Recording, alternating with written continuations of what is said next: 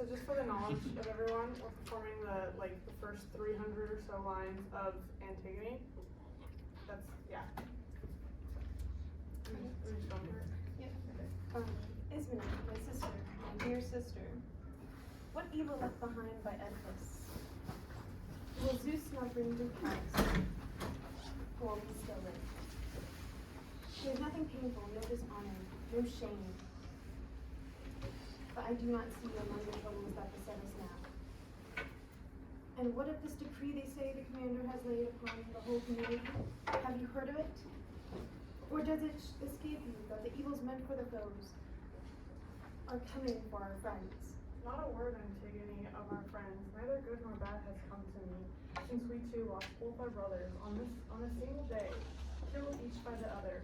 But since the Argive army has vanished this very night, I know nothing further, if I am better off or worse than before.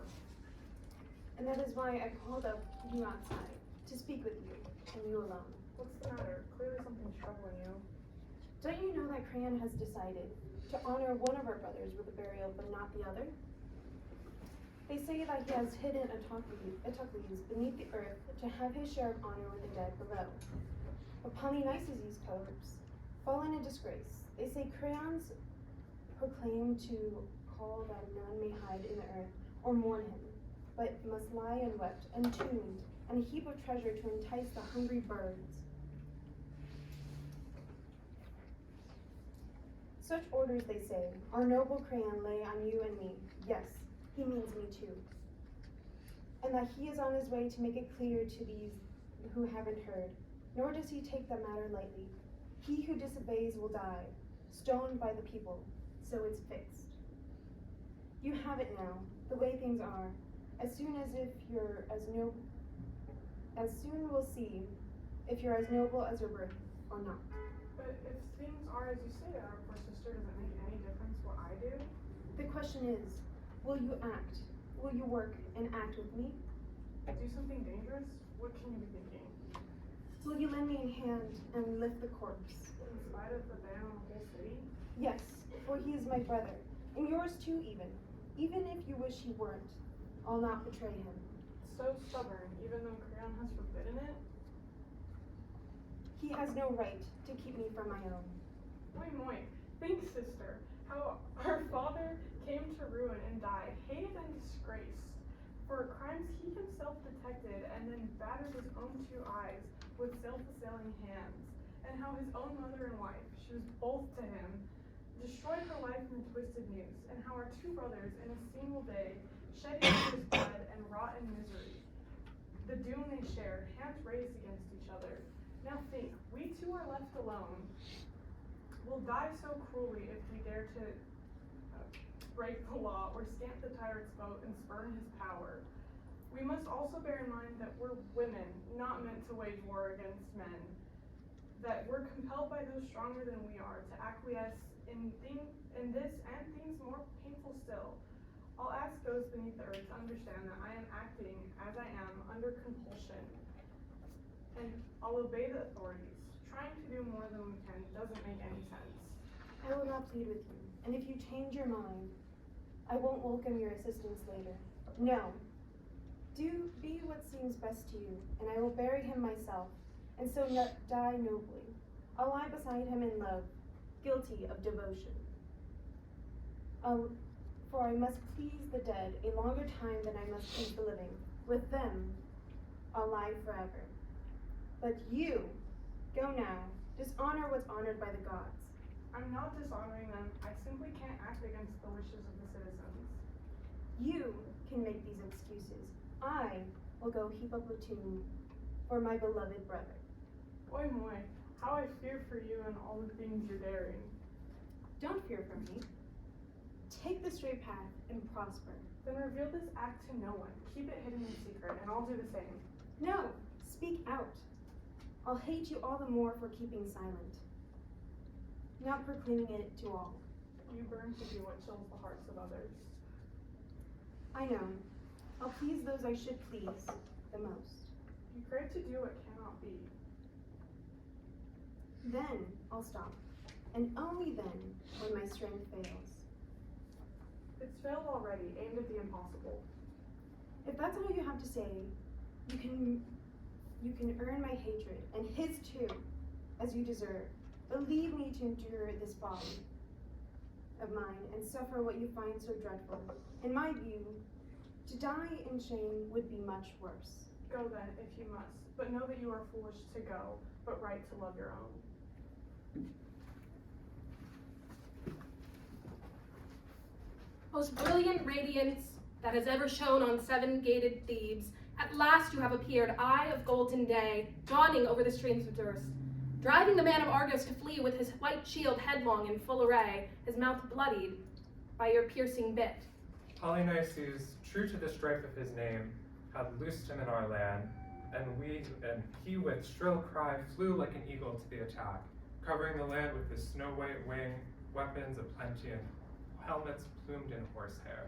Hovering above our houses, gaping with bloodthirsty spears around our seven gates, he left, before he had ever sated his jaws in the streams of our blood and set the crown of our walls ablaze with torches of pine. Such was the din of Ares at his back, too much for the dragon's foe to overcome. For Zeus, loathing the boast of a big tongue and looking down on all of them attacking in a great stream, the arrogance of the clang of gold, brandished his bolt and let it fly already atop the battlements, on the point of crying out in victory. Hurled to the clattering earth he fell, torch in hand, who in his mad onset had snorted in rage, blasting the winds of hate against us all. But now it's otherwise for him, and mighty Ares struck on, dealing death to others, each in his turn, and drove our chariot to victory. For the seven captains stationed at the seven gates, equal against equal, left Zeus, turner of battle, their tributes of bronze, all but the doomed pair, born of one father and one mother, who planted their duly victorious spears in each other, and have left their lot together, a death between them. But since glorious victory has come bringing joy to Thebes, rich in chariots after the wars just past, let us forget the rest and go to all the temples of gods and dances lasting through the night, and may earth, shaking Bacchus of Thebes, lead the way. But enough, for here he is, the king of the land. Menocius' son, the new leader coming to meet the new crisis that the gods have sent us. With what plan in mind has he proposed to the council of elders, summoned by a proclamation that touches us all? Men, the gods who pitched and tossed our city in the mighty waves of war have set it right again. I sent messengers to summon you above the rest because, in the first place, I'm well aware that you always honored the power of the throne of Laius. And when Oedipus led the city, you were steadfast in loyalty to him, and to his sons you remain steadfast in loyalty. Now that they have both perished by a double fate on a single day, both striking and stricken, and polluting each other with kindred blood, all the powers of the throne have fallen to me as next of kin to the dead. And yet, it is impossible to know the soul and thought and judgment of a man before you've seen him rule and make his laws. I say this because a man who steers the city and does not take the best advice but keeps his tongue in check, afraid of someone, to me seems worst of all. And whoever considers a friend of greater worth than that of his own country, to me he's nowhere. Let Zeus, who sees all things always, take note. And I would not hold my tongue when I see danger instead of safety stalking the city. Nor would I count a man who's hostile to the land a friend of mine, for this I know, it is the land that saves us. And only if her ship stays upright can we sail on her and make our friends. With thoughts like these, I'll build the city's strength. And here, as brother to these principles, is my decree concerning the sons of Oedipus. Eteocles, who fell fighting for the city, and every way her champion with his spear, him we shall hide in a tomb with all the honor and gifts to the heroic dead. But his blood brother, Polynices, who came home from exile, eager to burn to the ground the country of his birth and the gods of his race, eager to drink the blood of his brother and enslave the rest of us. It has been pronounced to the city that no one honor him with burial or mourn for him, but let his corpse lie, unburied, unwept, eaten by birds and dogs, a hideous sight for all. Such are my thoughts on the matter, and never will a bad man outdo the just in my esteem. And whoever means the city well will enjoy honor from me in death and life alike. It's your decision, Creon, to treat the city's enemies and friends this way. You can make any law. Yours is the power over the dead and those of us who live. See that my orders are carried out. See that, or you should ask younger men to do that. I have.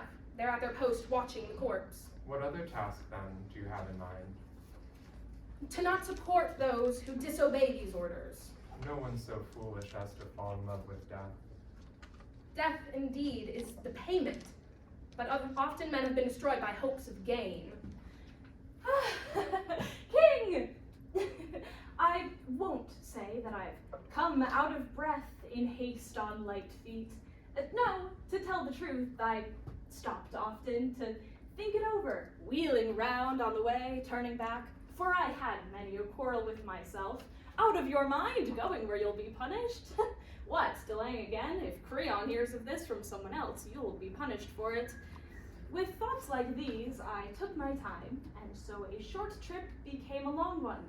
In the end, though, it seemed best to come here, to you, and if what I have to say amounts to nothing, I'll say it anyway, for I'm sure I won't suffer more than I'm fated to. Why are you so dismayed? Let me speak for myself first. I wasn't the one who did it. I didn't see who did it, nor would I rightly come to any harm. Clever. The way you feel me out and fence the matter round, clearly you have some news. Yes, but as they say, danger means delay. Will you ever say your piece and be gone? All right, then. Someone pulled it off and got away just now. Sprinkles, that is, the thirsty dust on the corpse and performed the rites required. What? Who is the man who dared to do this? I don't know. We found neither stroke of pick nor mattock scoop of dirt. The ground was hard and dry, unbroken, no trace anywhere of a wagon's wheels. The doer left no clue. But when the first watcher of the day showed it to us, we were all amazed, perplexed, for the corpse was covered, not entombed. The light dust lay upon it as if put there by someone afraid of pollution. No signs appeared of beast or dog approaching or rending the corpse. And then a babble of evil words arose, guard accusing guard, and we'd have come to blows in the end with no one to prevent it. For each seemed the culprit to the others, and none was clearly so, but each denied he knew. We were ready to take molten iron in our hands, walk through fire, call the gods to witness we had neither did the deed, nor joined with anyone in the planning or the doing of it. In the end, when nothing came of our searching, one of us spoke up and made us all bow our heads to the ground in fear, for we had no way to argue with him or follow his advice with much enthusiasm. This deed, he said, must be reported to you, not hidden away. The motion carried, and I was the lucky one chosen to receive the prize. I'm here, no doubt, as unwelcome as I am unhappy, for no one loves the bearer of bad news. For what it's worth, my lord, the thought has long been on my mind. The gods have had a hand in this. Stop, before your prattle fills me with anger and you look every bit the fool, an old fool. What you're saying that the gods took an interest in this corpse is not to be endured. Did they cover it out of respect? As if he was their benefactor? The man who came to burn their temples, their shrines ringed with columns, to tear their lands and laws to pieces? Or do you see God honoring the wicked? Impossible.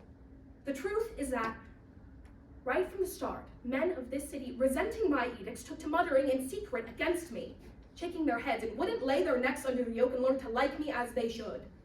Led astray by them, I know it for a fact that these men have done these things for pay.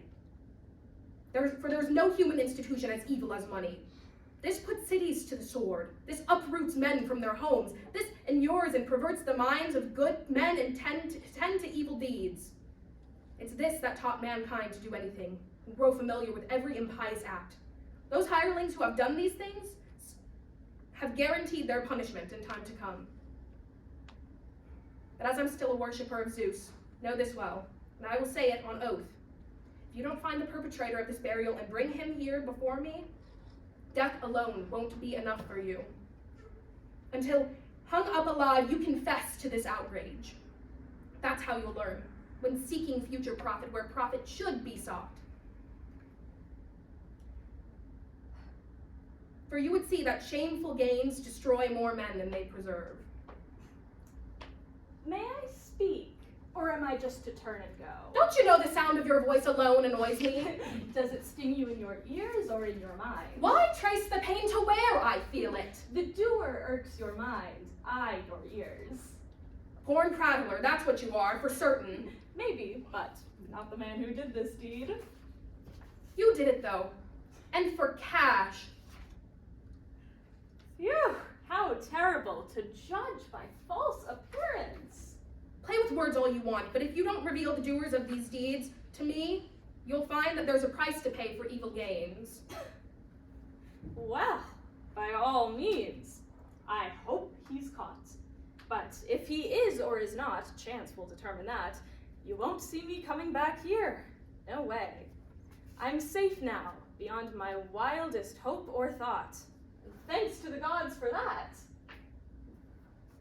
Fancy.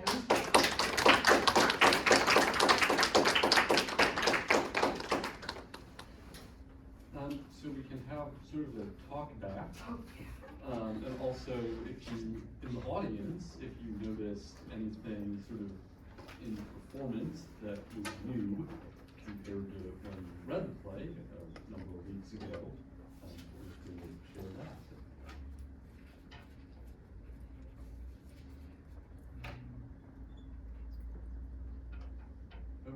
I quite enjoyed the amount of articulation, like not just like vocal but physical articulation, and like you could tell that the actors were really, like, you guys were getting into your roles, and I liked that. It sounded more conversational than the original, like slightly more conversational. It sounded like actual people talking as opposed to just like reading off the text, which I liked. Yeah, I didn't read Antigone as like so playful, and I think it came out a lot better the way you guys performed it than as like having Antigone as a more serious character. Yeah, even Creon and the guard, there are personalities in that scene, which I mean, usually, I mean, we might not necessarily lead forward with all of these sort of nameless people who show up in Greek tragedy to announce something that's happened. And part of it is maybe Creon is just a character who brings out personality in everyone else by sort of bothering them. Did you have any sort of thoughts to share about how you decided on how to structure the performance? I mean, the way we structured it was trying to distribute the lines as evenly as possible. That was like the only major thought that went into like how we structured it. I will say, like, it definitely changes things when, like, you are kind of like, I don't remember who said it, but when you're reading something just in your head versus when you actually, like, I think the first time that we all got together and read things aloud is when we kind of realized that we could put, like, certain, like, pronunciations and, like, more character to parts. Because just reading them, it was just, like, these are words that I have to memorize, and then we kind of were able to get a better grasp on, like, what to do. Yeah, I mean, it's language made pleasurable, as Aristotle says, and some of that's there on the page, but some of that you're going to do as the performer, both to please the audience and I guess to make it sort of more engaging practice yourselves. So well done, and thank you for starting us off.